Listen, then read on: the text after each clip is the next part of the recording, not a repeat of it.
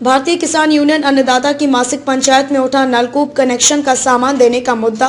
प्रदर्शन कर प्रधानमंत्री को संबोधित ज्ञापन जिलाधिकारी को सौंपा। पहले से तय कार्यक्रम के तहत भारतीय किसान यूनियन अन्नदाता से जुड़े किसान अंबेडकर पार्क रामपुर में एकत्रित हुए। पंचायत करने के बाद जोरदार प्रदर्शन किया। उसके बाद एक प्रतिनिधि मंडल जिलाधिकारी रामपुर से मिला और प्रधानमंत्री जी को संबोधित 5 सूत्रीय ज्ञापन सौंपा। इससे पूर्व हुई पंचायत में अपने विचार रखते हुए युवा प्रदेश अध्यक्ष उस्मान अली पाशा ने कहा कि वर्ष 2017 से किसानों को नलकूप कनेक्शन का सामान नहीं मिला है, जो सरकार के किसान विरोधी रवैयों को साफ दर्शाता है, क्योंकि पहले जनपद में सामान्य योजना के अंतर्गत लगभग 1200 कनेक्शन प्रतिवर्ष का लक्ष्य मिला करता था।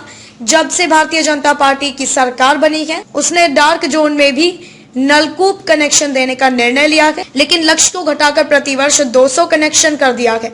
इतना ही नहीं, संज्ञान में आया है कि सरकार ने सामान्य योजना के अंतर्गत कनेक्शन देना भी बंद कर दिए हैं, जिसको किसी कीमत पर सहन नहीं किया जाएगा।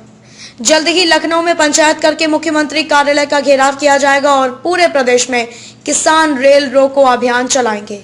जी, क्या मामला है? जी, सबसे पहले मैं अपना नाम बतला दूं। मेरा नाम उस्मान अली पाशा है। मैं भारतीय किसान यूनियन अन्नदाता का युवा प्रदेश अध्यक्ष हूं।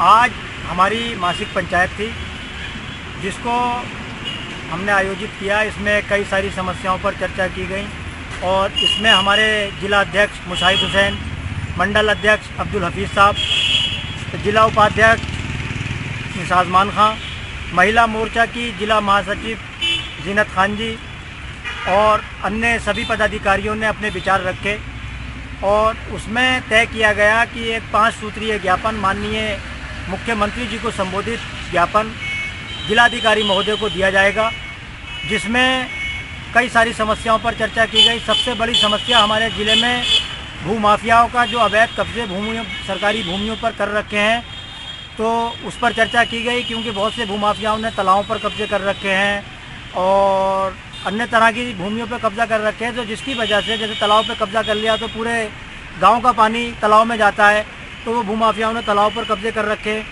तो उससे समस्या हो रही है। तो उसके मांग हमने रखी है भूमाफियाओं से ज़मीन कब्जा मुक्त कराने की।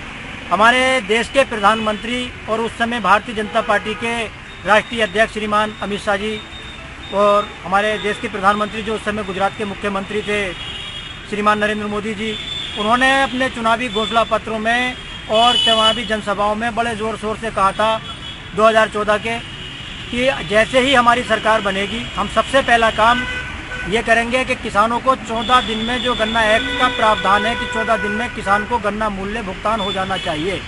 अगर वो कोई भी चीनी मिल 14 दिन में भुगतान नहीं करेगी तो उसको जो है ब्याज सहित भुगतान कराएंगे और चीनी मिल मालिक को जेल भेजेंगे।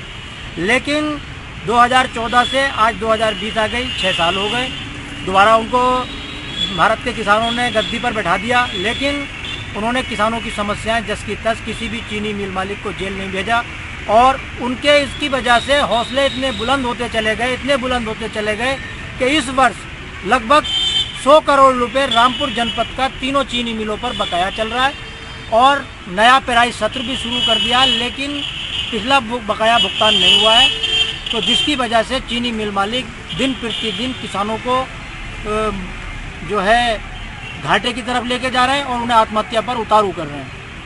और तीसरी समस्या, बिजली विभाग ने चेकिंग के नाम पर तांडव मचा रखा है। उसकी वजह यह है कि यहाँ जितने भी बिजली घर हैं उनमें नियम विरुद्ध तरीके से जो संविदा कर्मी रखे गए हैं, तो उसमें नियम यह है कि जो भी संविदा कर्मी बिजली विभाग में रखा जाएगा तो उस बिजली घर में उसको तैनात नहीं किया जाएगा जिस बिजली घर का वो रहने वाला है। लेकिन रामपुर शहर के और रामपुर ज़िले के जितने भी बिजली घर हैं, सब में उसी बिजली घर के रहने वाले लोगों को संविदा कर्मी बना दिया गया है। तो वो लोग जो हैं पूरी तरह से बिजली चोरी करा रहे हैं। जिन लोगों जैसे उद्योगपतियों से किसी से कोई चक्की चलवा रहा है, कोई अन्य तरह से बिजली चोरी करा रहा है और उनका वहाँ पर तैनात जेई पर भी और यहाँ तक कि एसडीओ पर भी इतना दबदबा होता है कि उसकी हिम्मत नहीं कि उनके बिना किसी की जगह बिजली चेकिंग कर लें।